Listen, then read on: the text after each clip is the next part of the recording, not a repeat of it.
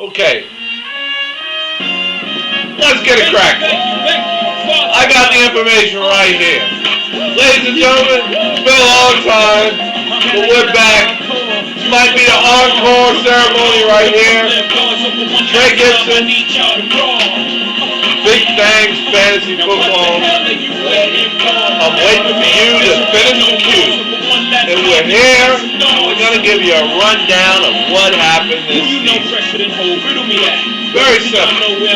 Well, let's fade it out. Gentlemen, please. Thank you very much. Okay. You know, it's been a long season, and no, I have to get the public service announcement across, first of all. I was not silenced by the commissioner.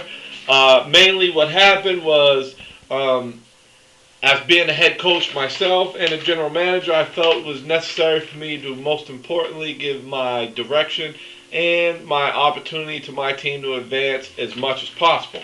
Now with that, what I have here is a list of things that most transpired this season that I think were effective pace changes in the direction that we've gone. The first thing I'd like to start out with is upsets. We had some huge upsets this year, and there's one person I'd like to recognize who I feel made a huge step in his fantasy football career. First of all, let's go ahead and move with that, which I do consider an upset. But when I first saw it, a lot of you guys don't recognize it, but I'm going to tell you. Dave Jones of the Detroit Evil Assholes, since he's been a part of this league now for the last 3 years, he's voiced his opinion very aggressively during the offseason, which every offseason I said, wow, maybe he's got some tips, that he knows that will definitely make a difference to help him get over the edge. And then he ends up with the same shitty record. But this year, he still ended up with the same shitty record. This year is the first year in his inception in this league that he actually won his home or his first game opener. He won his opener versus Quentin Bell of the Chicago Dream Killers, but it doesn't matter. So, round of applause, everybody. Congratulations, Coach Jones, on going 1-0 at the start of the season. Now, with that, I like to move on with the second upset in week 4. It was, I believe, and that was Quentin Bell 118 to 117 over David Oliver. It's an upset. It's an upset. Quentin Bell is, we'll get to that later. Week 5, Bad News Kennels 98 versus fantasy football player or killer or player or whatever you want. Excuse me. Will you turn that down some? Sorry about that. Bad News Kennels 98 over fantasy football killer 90. Oh well, sometimes that's the way the ball bounces. What we got? Chicago Dream Killer 118 versus Connecticut Legends. I think they got 3 losses right now. 85. Week 9, moving on to the Chicken Wing Bowl.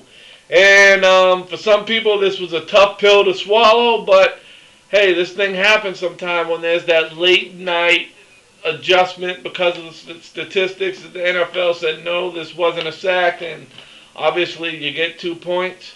Gibsonians 108, fantasy football killer 107. I told you I was serving you. You didn't believe me. Actually, you really thought you could beat me, but can't see that, can you? There we go. It says, come on, son. Come on, son. Okay. Week 10. Stanovich 126. This was just a couple of weeks ago. I saw it transpire. It was a tough pill to swallow. Harlem Giants, 108. Come on, son. Week 11. Harlem Giants get the revenge from the week after that. 104 versus Tampa Gibsonians, 100. Yeah, that was a good game, man. Jamal Charles really did me in with that opening kickoff return for 15 points, and then he added another 17 points, and McNabb got sacked 12 times. But that's the way the ball bounces sometimes. And, the way this league is, you actually got to be on point. This is no longer a league where you can come in and say, okay, I'm going to draft this guy, this guy, this guy, this guy in August and expect to be successful. You got to do your homework in college. You got to start watching these combines in February, watch who gets drafted where in April, and know what the teams are doing in their camps. So when August comes, you can draft the right personnel for your team to actually make yourself successful. Okay, next awards I want to give out are the good, the bad, and the There's some teams that stay good, and I'll name those teams. The Gibsonians, 10-2 record. Fantasy football killer, 10-2 record.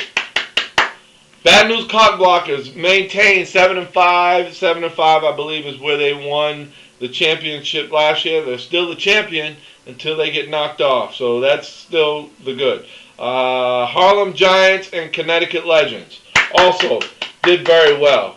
The bad. I'll mention the bad like this. I'll put Dave Jones in the bad column because he actually, no matter what, no matter how hard he gets it in the rear the week prior, the next week he goes out saying, hey team, we're tight again. We've got a chance. We've got a chance, and he manages his team week in and week out. He doesn't just let him slide and forget a week or skip a week like a couple of you other bums do. So I'll just say he's the bad. He's moving up. Sometimes it takes a lot of these guys a lot longer to get to the next level. So we'll see. Maybe next year is the year he can get to the next level. And I don't want to say the ugly. I want to say the because it's just what do these teams do? Just think how do these teams do this? Stanovich. Oh my goodness, man. Thank you for your donation. Quentin. Thank you for your donation. And the dude with the Jamaican team. You really did. You're not even. You're just the good, the bad, and the. That's the way it is.